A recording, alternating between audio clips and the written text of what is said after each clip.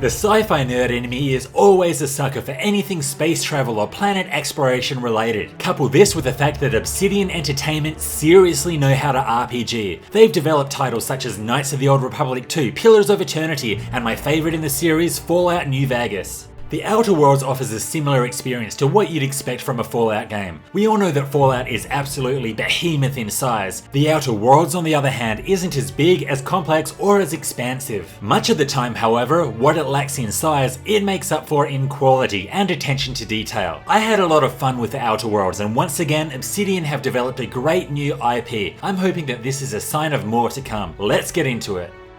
The Outer Worlds places a lot less emphasis on complete freedom, limitless exploration, and the whole create your own narrative style that we often see in these sorts of games. Instead, the core narrative is more direct and focused, which I felt was a nice change. The game is set in an alternate future where large businesses dominate society. Various megacorporations have even started colonizing and terraforming alien planets and running them to their desire. Your character is a passenger aboard the colony ship named Hope, set for the distant system of Halcyon. Unfortunately, the ship's skip drive malfunctions, turning the intended quick trip into a long journey. About 100 years later, the main character is woken up from hibernation by a nutty scientist named Phineas Wells. If you ask me, Phineas is probably the most nutty scientist name ever. Is your name Phineas? Are you a nutty scientist? Let me know in the comments. Anyway, Phineas sends you to a nearby planet to obtain a ship, but then you soon become involved in the politics and conspiracies that plague the Halcyon system. While far from extraordinary, I thoroughly enjoyed the narrative from start to finish.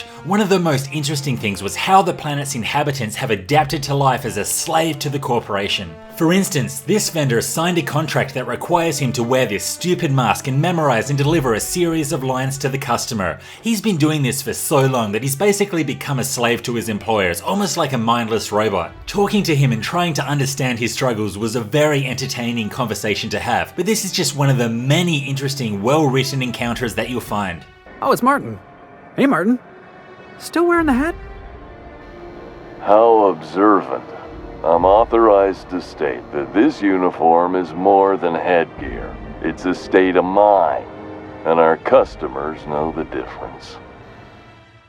Whether it be a simple side quest or an important plot element, decision making is key in the Outer Worlds. There's several events in the game that will have significant impacts on how future events unfold. Plenty of games provide choice for the player, but few ever make me really stop and think about what to do and the repercussions that my actions may have. Many of the choices you're forced to make will impact your alignment with the many factions of the Halcyon system, and having finished the game, I can say that I would probably do things a lot differently on my next playthrough. I can be a big critic of side quests. Some games have hundreds of boring, repetitive quests, getting you to spend a lot of time going back and forth for little reward. The quests here are one of the best things about the Outer Worlds. There is a lot of variation between each one, and I was genuinely interested in just about every quest that I came across. The greatest thing here is, like the main quest, there are a lot of options in the way that they can be resolved, often forcing you to choose a side to complete the quest. Some of these quests got me thinking of new, creative, alternate ways to complete them, and I loved that.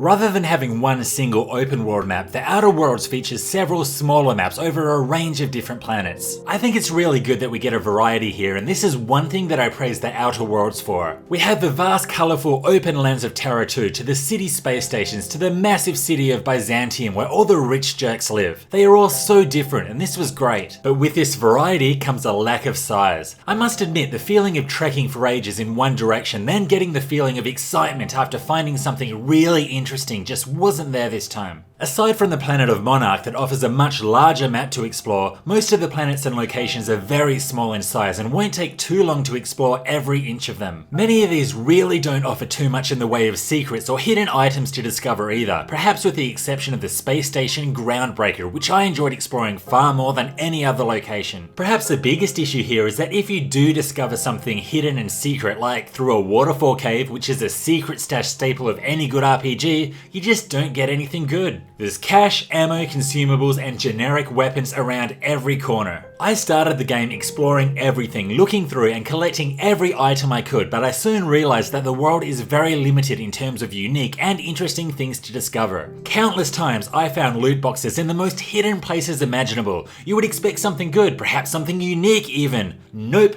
just a few bits and the same shitty gun that I've already found a million times. The Outer Worlds is in desperate need of more rewarding items and many more unique, powerful weapons and armor to find. At the end of the day, I feel that the Outer Worlds is just a bite-sized version of Fallout. The attention to detail is put into some aspects like interesting, well-written side quests and variation in locations, but not in other areas, and this became more apparent the more I played the game. Hey, stand back, you. I'm part of Minister Clark's personal detail, and that means you gotta keep 5 feet back at all times. Yep, this is pretty much me when I'm on the tequila.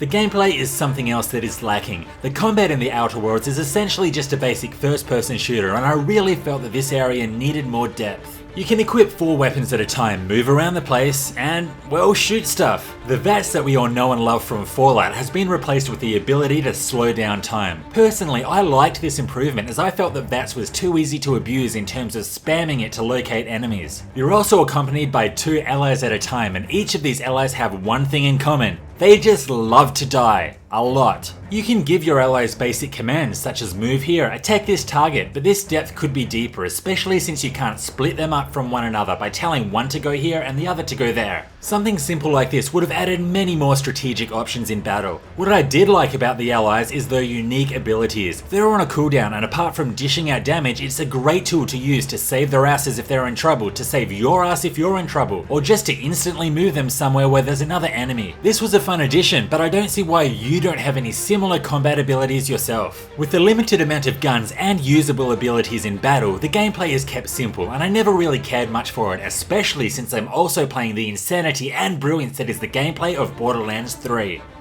After killing enemies or completing quests, your character will level up, which will allow you to distribute stats on a load of skills from melee attacking or hacking systems. You know what to expect here. Something more unique is that each individual skill is grouped into a category, such as hack, lockpicking, and sneak being under the stealth category. Using a point to increase a skill when it's under 50 will increase all of the skills from that category, and this is a great way to get a taster for what they're all about without making any major commitments early on. Perks are a way to customize the build of your character. However, this is one of the simplest perk systems I've seen in a while. There are no skill trees, no different paths to take, just 3 tiers of perks that progressively unlock. With only a few exceptions, these perks don't change your combat style much at all. By the end of the game, I didn't really care what I was putting my perk points on, as they would only offer me more convenience, such as walking faster, rather than give me new strategies to employ in the game. This was very disappointing. With that said, there is one original feature here that was very creative, and that is flaws. Let's just say you take too much damage from a certain type of enemy. You can choose to learn that flaw, which will permanently decrease your effectiveness against that kind of enemy for the rest of the game. In return for making your character situationally weaker, you'll earn a perk point. This mechanic worked very well, as deciding whether to take the flaw or not was never easy.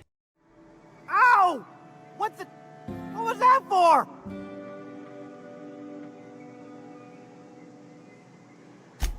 No, I wouldn't dream of it, really. Wink. The Outer Worlds definitely scratched my Sci-Fi and Fallout itch.